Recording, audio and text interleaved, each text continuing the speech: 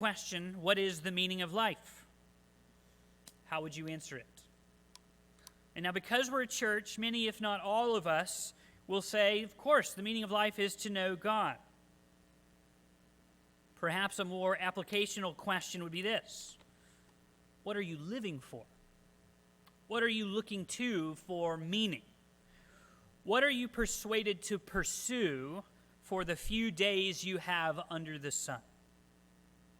Even as Christians, it's possible for us to answer that question formally. Of course life is about God. That's why I'm here every Sunday. But very quickly, you and I can also seek our bearings in life through things other than God. Maybe it's our friends.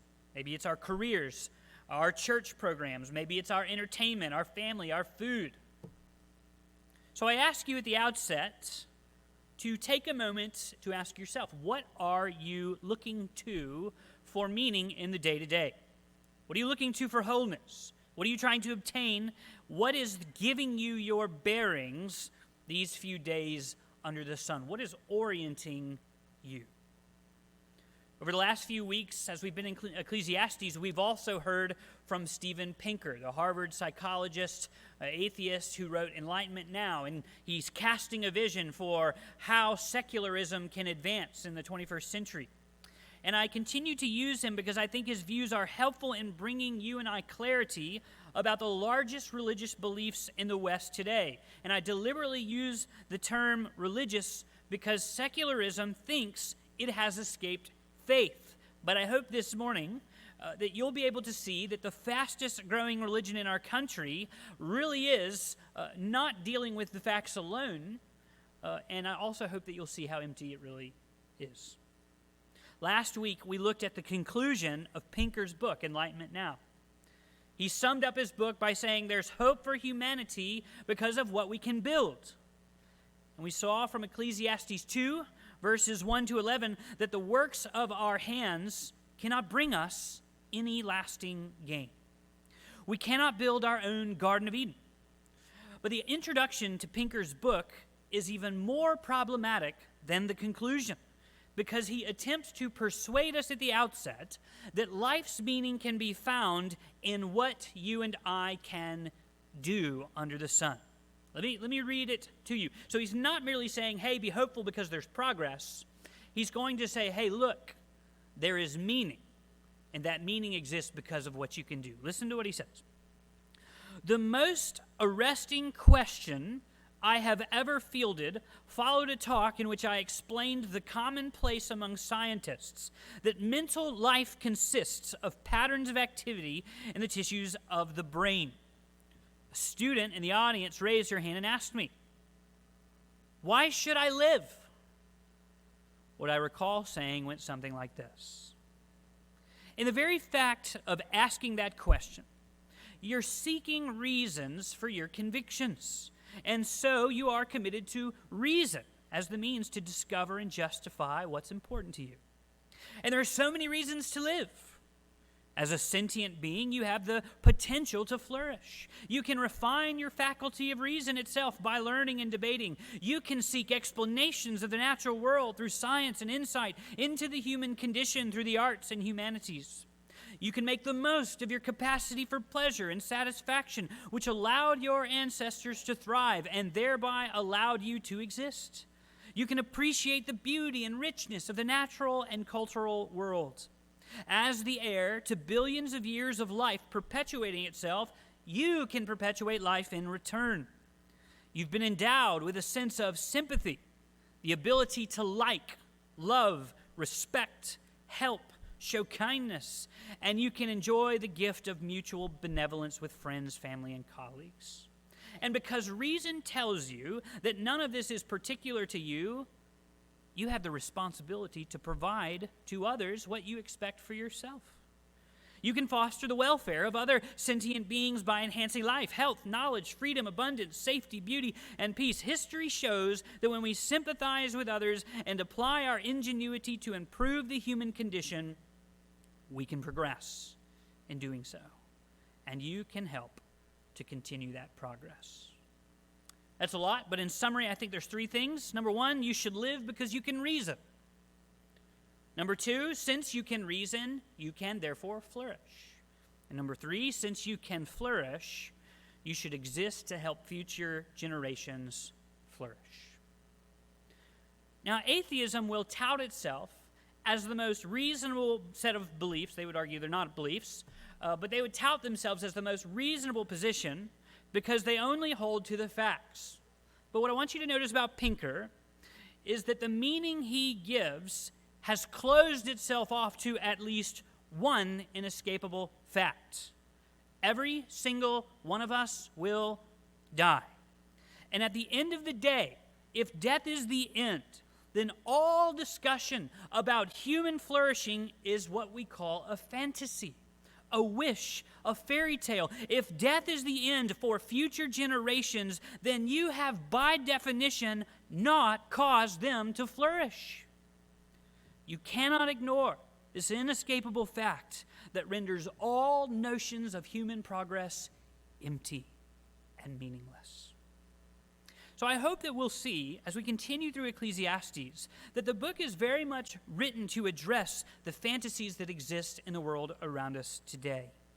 And to do that, the preacher is going to call us to stare death right in the face. We cannot hide from it. And if we study the future fact of our death and the death of future generations rightly, it should bring us to one conclusion: you should hate life. See it there in verse 17 and 18? The conclusion that he draws: I hated life, because what is done under the sun was grievous to me. For all is vanity, or an enigma, and a striving after the wind. I hated all my toil. My goal this morning is to help you hate life. And I say that deliberately. 1, because it's a bit unorthodox. But 2, there's a real way in which it is good and sobering for you to hate life. I contend that one of the enemies of mine and your joy is that we do not hate life enough. And so this morning I want to give you 5 reasons to hate life. But before we do that, let's look at the secularism fantasy one more time. Look at verses 12 to 14a with me. This is the preacher, the king of Israel, Solomon, and he says, So I turned to consider wisdom and madness and folly. For what can man do who comes after the king? Only what's already been done. Then I saw that there is more gain in wisdom than in folly, as there is more gain in light than in darkness. A wise person has his eyes in his head, but the fool walks in darkness. What the king is doing here is he is putting an end to the pursuit of pleasure in verse 12. Remember last week, verses 1 to 11. He sought gain in whatever he could provide himself. Remember, as king of Israel, he's a man with no bar from any part of life. He has more resources, more cultural experience, more access anywhere. If anyone can find gain in human success, he can. Verse 12, he's saying, I'm not going to do this anymore, because who can come after him, who could get further than him? Musk, Bezos, Gates, Zuckerberg, they're not going to get any farther than a king. They've not tasted anything more than he has. So the king has given up that pursuit and he returns to wisdom. And for a moment in verse 13, he and Pinker agree.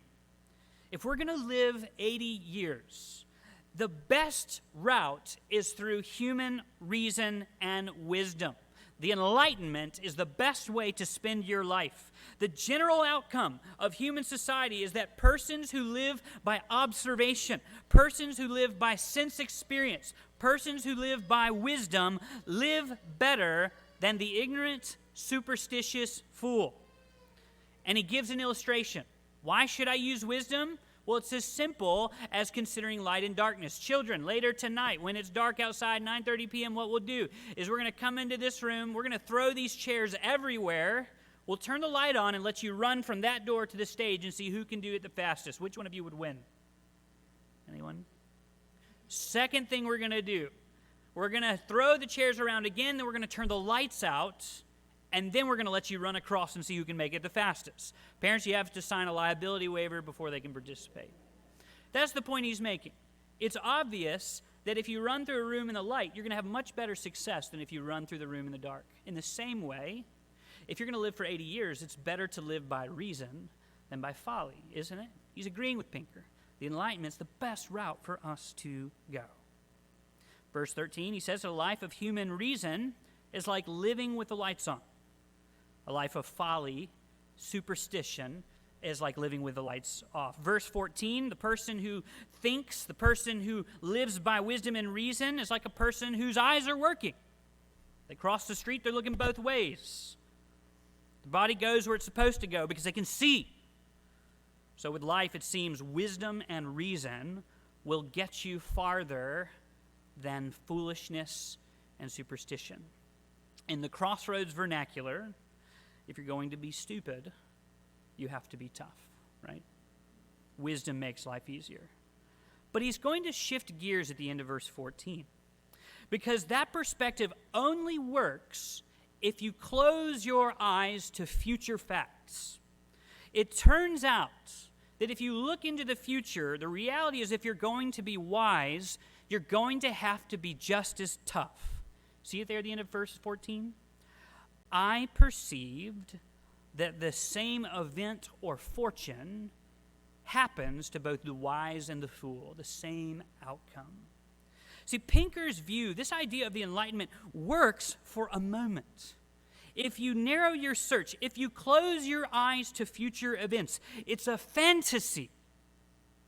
But if you're bold enough to consider all facts into the future, all the future guarantees of human existence, if you turn all the lights on, the fortunes of the wise are no better than the fool.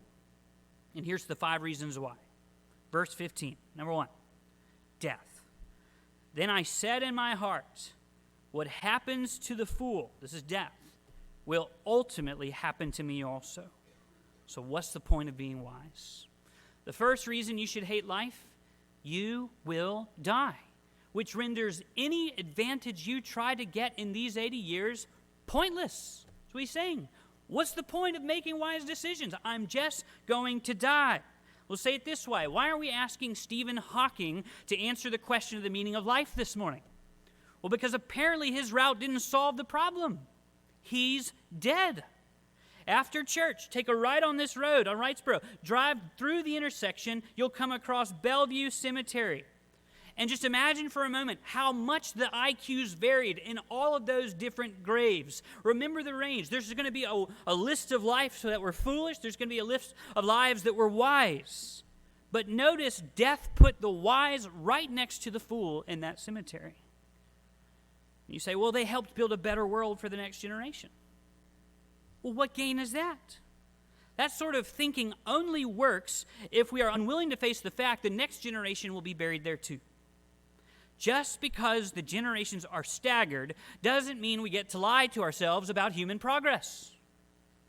You have to see, it doesn't matter how many books you read. It doesn't matter how scientific your analysis of the world is. It doesn't matter how high your SAT or your ACT score is. Death will beat your reasoning every time. The wise and the fool are both in last place. You should hate life because your reasoning is playing chess against death, and death wins 100% of the time. Now, at this point, someone in the room might be thinking, well, yeah, but I could leave a legacy. I don't have to live forever. I just want to be well thought of in the memories of those after me. Verses 16 to 17. Verse 16, for of the wise as of the fool, there is no enduring remembrance, seeing that in the days to come, all will have been long forgotten.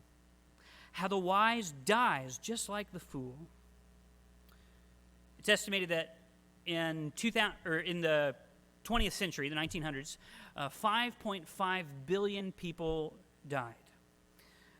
Maybe we're familiar with a few hundred of them. Maybe you can remember a few hundred. That is not even 0.5% of those who died in the 1900s are remembered among the world today. The wise are forgotten just like the fool. There is no world in which you exist in the memories of those after you. That's a fantasy. you and I will be forgotten. Verse 17. So I hated life, because what is done under the sun was grievous to me, for all is vanity and a striving after the wind. The preacher is willing to tell us there are no fairy tale endings for us. Your memory will fade, and for a moment you should grieve and hate life. So your legacy will be forgotten. You will die. Well, perhaps you say, but I can find meaning in the short years that I have by contributing something meaningful to the next generation. Verses 18 to 20. He says, I hated all my toil in which I toil under the sun, seeing that I must leave it to the man who will come after me. And who knows whether he will be wise or a fool? Yet he will be master of all for which I toiled and used my wisdom under the sun. This also is vanity. So I turned about and gave my heart up to despair over all of the toil of my labors under the sun. Because sometimes a person who has toiled with wisdom and knowledge and skill must leave everything to be enjoyed by someone who did not toil for it. This also is vanity and a great evil. His point in these few verses is to help you to see that even in the West, you're not free men and women. You're actually a slave to the next generation. He makes 3 points. Number 1, verse 19, you are working for those after you. He calls the next generation the master of the things that you have earned. You're working for them. Secondly, it is so often the case that you could die young, or you could at least die before you get to enjoy even a little bit of what you've earned. Remember the submersible from about a month ago now. Brian Saz is a stepson of Hamish Harding. Harding was one of the 5 billionaires who died on the Ocean Gate submersible. When the sub went missing, before it was reported that they had been found, Brian attended a Blink-182 concert, and the headlines went nuts, accusing him of being unsympathetic, selfish, greedy, since instead of going and worrying about his stepfather, he was seen as one who was just excited to spend what he would inherit. Well, friends, that's reality. It's a strange thing for our culture to demand virtue there, to find a few places where we still want to make each other blush. Face the facts. It's his money now. It doesn't matter that he forgot his stepfather that quickly. Harding was a slave to the next generation. His master now gets to spend everything he toiled for. That's life. Well, perhaps you say, I know, but I'm altruistic. I want not simply to accumulate wealth for myself to spend. I want to build a better world for the next generation. Well, here's the deal, verse 19. This is his third point.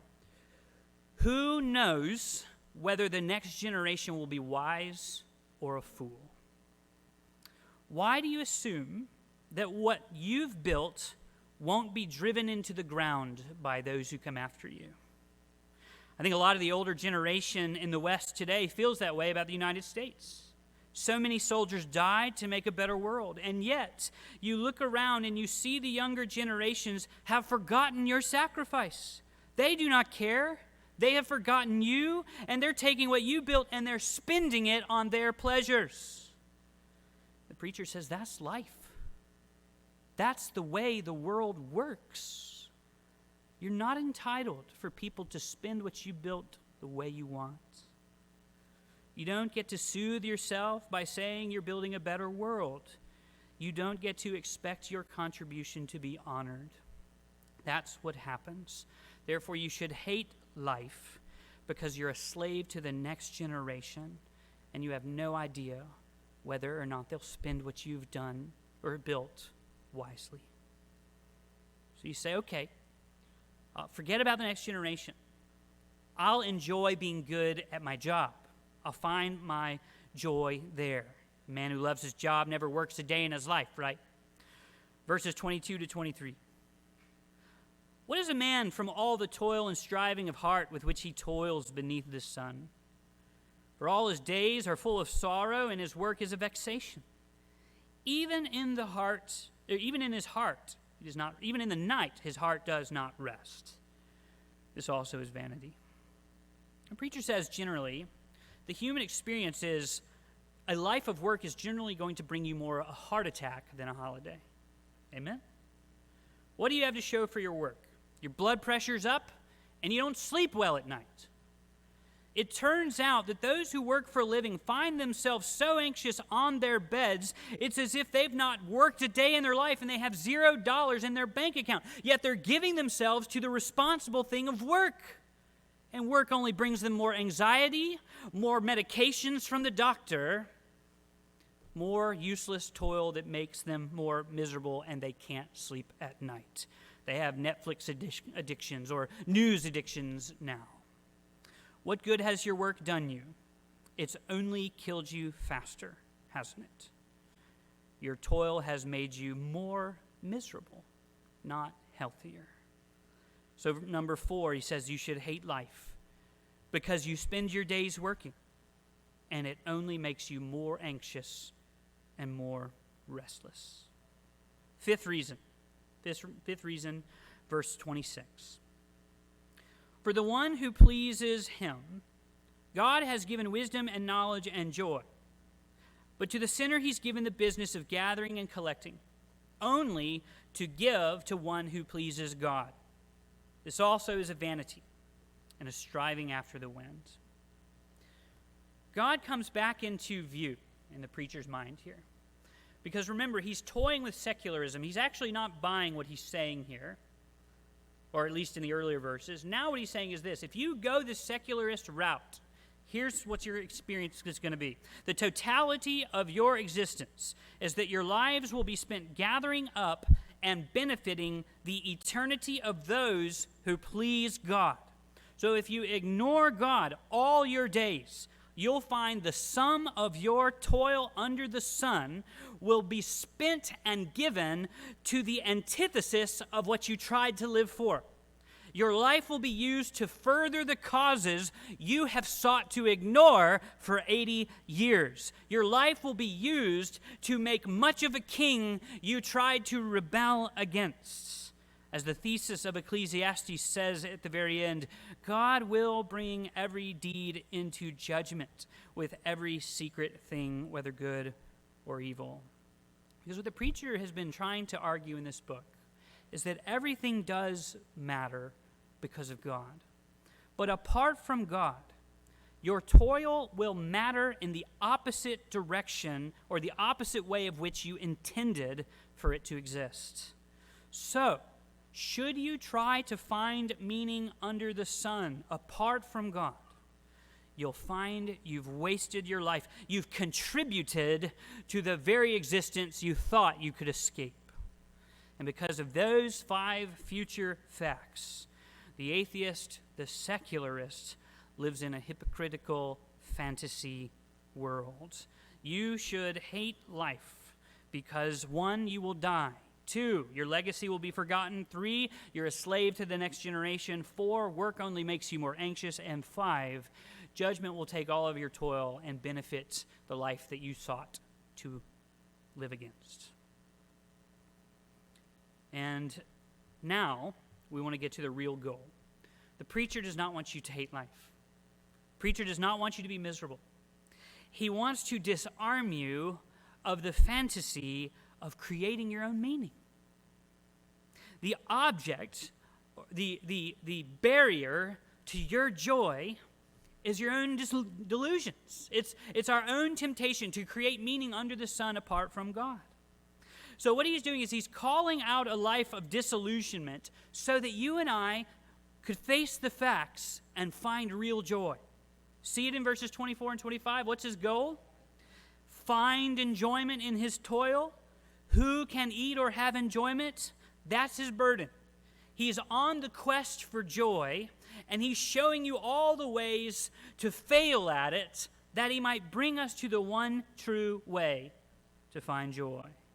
How do we do that? Verse 24. There is nothing better for a person than that he should eat and drink and find enjoyment in his toil.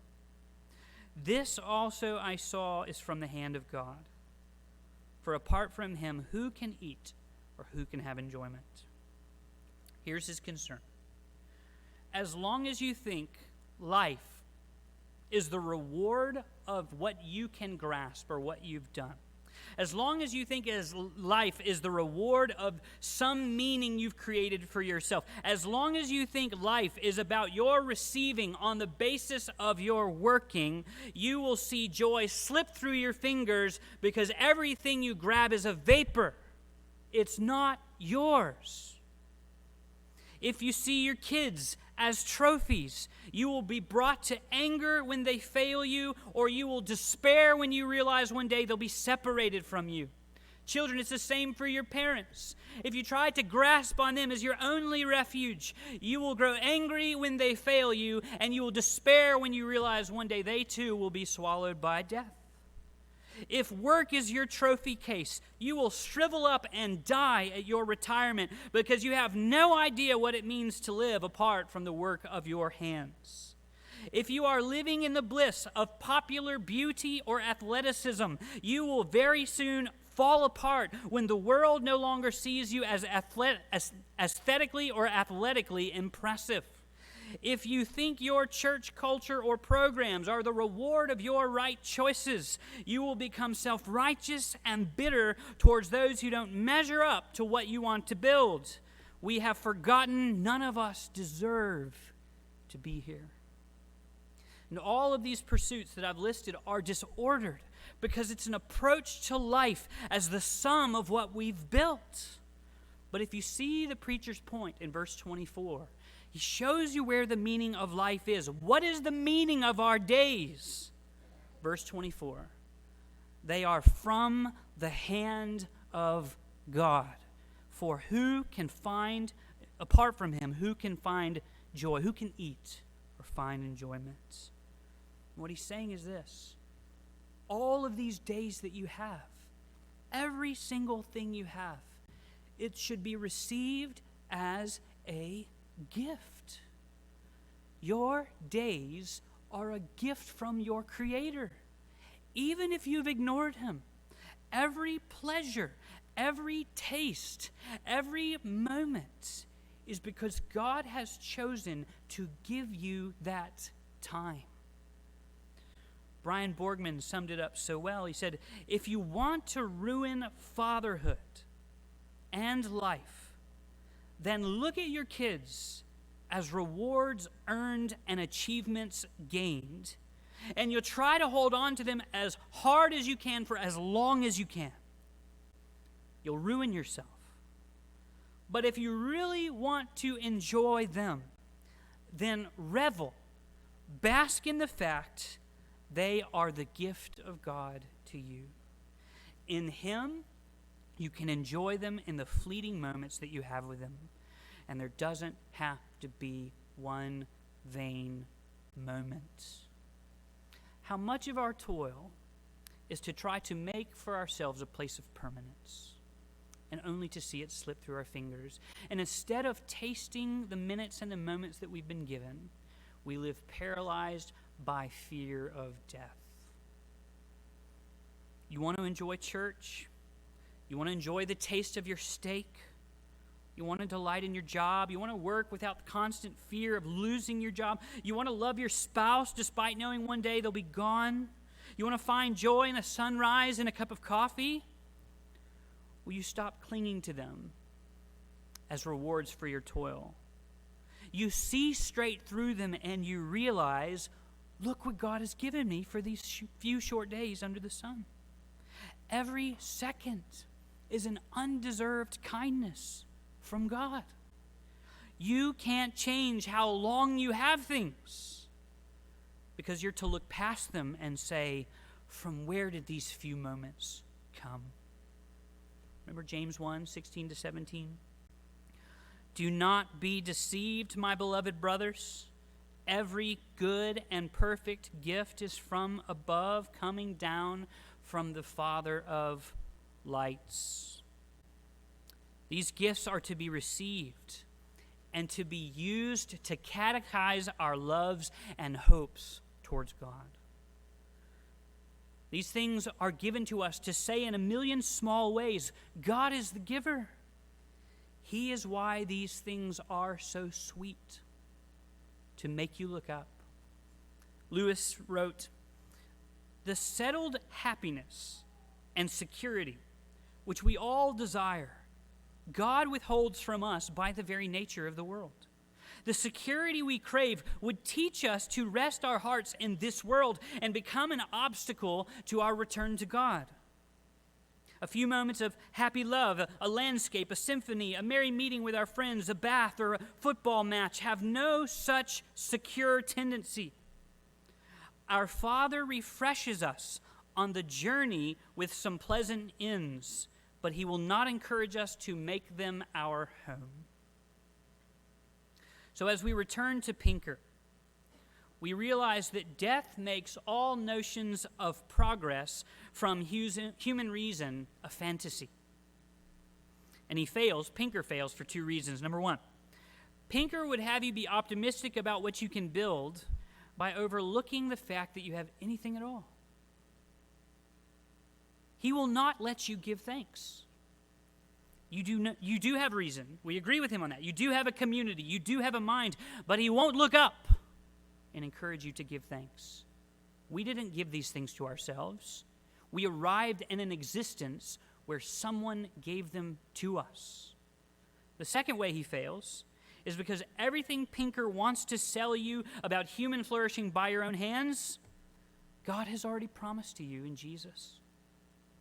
Why did Jesus come? Raising the dead, healing the sick, condemning the self-righteous? Because lasting human flourishing is only found in his hands. The author of Hebrews says that Jesus came to destroy the works of he who through fear of death kept you in lifelong slavery. The death that we are so afraid to face is real, and in Jesus it has been overcome. And that frees us, because it reminds us that all of life is meant to be a gift from God. You're to appreciate these days, not try to earn them and make them longer, but to give thanks for them. But even more, in the gifts that we have, we learn something about the giver. How kind he is to give us breath, to give us atoms, to give us physics, to give us music, to give us medicine, to give us food, to give us sex, to give us children, to give us whatever it is. But his giving did not stop at created things, did it? Remember 1 Corinthians 15? These things are given to us that you might see what he is giving us through Jesus Christ. The sting of death is sin. The power of sin is the law. But thanks be to God, who gives us the victory through our Lord Jesus Christ.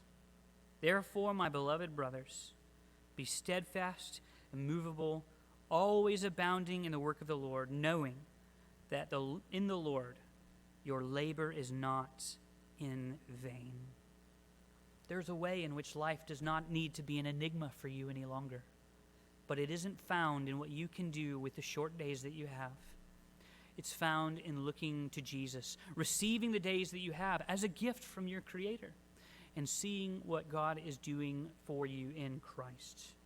Life outside the Garden of Eden is impossible to resolve by our own hands. Our reason cannot fix it, but God can.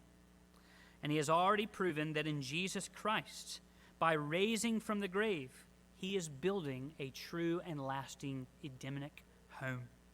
A permanent world with all these pleasures. But even more than the pleasures, you get God himself. You want to spend this life then well? You want to spend it joyfully and thankfully, present in every moment instead of grasping to save it?